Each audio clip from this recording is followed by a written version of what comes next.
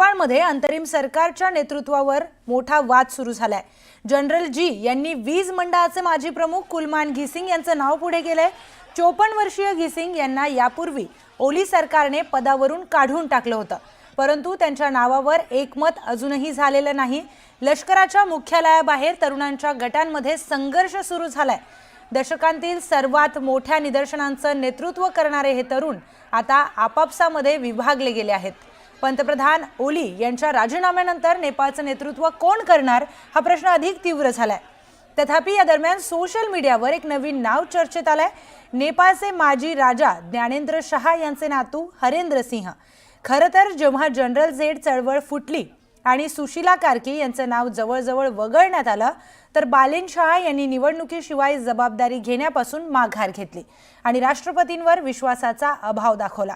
तेव्हा हरेंद्र सिंह यांचं नाव समोर आलं।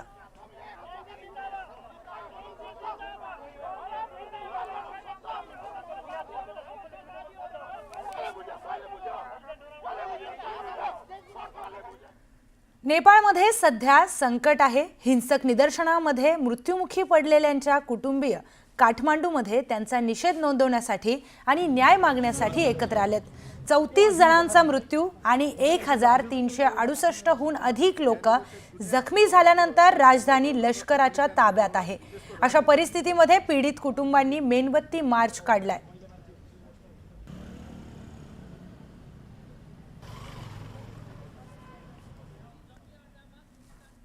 नेपाळमधील हिंसाचारामुळे देशाच्या अर्थव्यवस्थेचं मोठं नुकसान झालंय।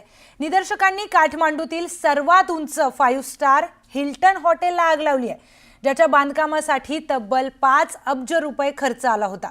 गेल्या वर्षी पूर्ण झालेले हे हॉटेल नेपाळला आंतरराष्ट्रीय पर्यटन नकाशावर एक वेगळी ओळख देत होतं। विमा कंपन्यांचा अंदाज आहे की नुकसानीचा एकूण दावा सुमारे 31 अब्ज रुपयांपर्यंत जाऊ शकतो, जो 2015च्या भूकंपामुळे झालेल्या नुकसानीपेक्षा तिप्पट आहे। नेपाळच्या अर्थव्यवस्थेसाठी हा सर्वात कठीण काळ असल्याचं तज्ञांचं म्हणणं आहे।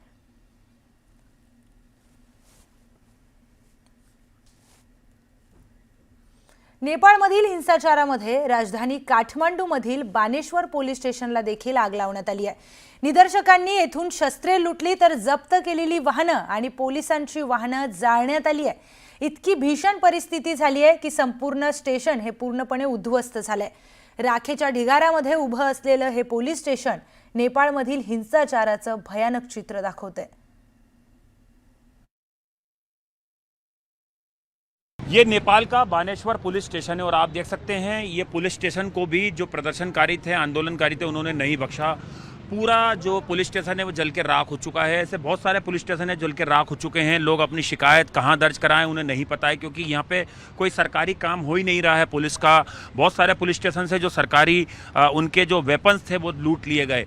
और आप देख सकते हैं ये इमारत देखिए, ये बानेश्वर पुलिस स्टेशन की इमारत है जो पूरी काली नज़र आ रही है इसकी बिल्डिंग, क्योंकि सब कुछ जल के यहाँ पे राख हो चुका है। ये देखिए एक मंदिर अंदर था यहाँ पर छोटा सा, और देखिए कितनी सारी जो गाड़ियाँ थी, जो सरकारी गाड़ियाँ होती हैं, जो पुलिस जब्त करके यहाँ पे लाती है अलग अलग चालान की या किसी क्राइम से जुड़ी हुई, वो तमाम गाड़ियाँ भी जो हैं इस पुलिस स्टेशन पर रखी हुई हैं। स्थानीय लोगों ने यहाँ पर साफ़ सफाई भी की। हमने देखा कल यहाँ पर साफ़ सफाई का अभियान भी जो है स्थानीय युवाओं ने शुरू किया था कि काठमांडू में अब जो है स्थिति को सुधारा जाए। तस्वीरों में ये देखिए दिखाएंगे आगे जो अंदर गाड़ियां हैं, ये गाड़ियां भी पूरी तरह से जल के राख हो चुकी हैं। देखिए सारी जो गाड़ियां हैं जल के राख हो चुकी हैं। ये सरकारी गाड़ियां जितनी थी सब कुछ जल गया है। तो अभी अब बहुत वक्त लगेगा नेपाल में जो भी तबाही हुई है उसको वापस पटरी पे लाने में, और जो इमारतों को नुकसान पहुंचा है उसको वापस रिकंस्ट्रक्ट करने में। तो ये तस्वीरें हम आपको दिखा रहे हैं सीधे नेपाल के एक पुलिस स्टेशन की, जिसको कि जो जब उग्र प्रदर्शन हुआ तो इसको भी आग के हवाले कर दिया गया था। कैमरामैन युगल ठाकुर के साथ आनंद तिवारी, न्यूज़ 18 इंडिया, काठमांडू।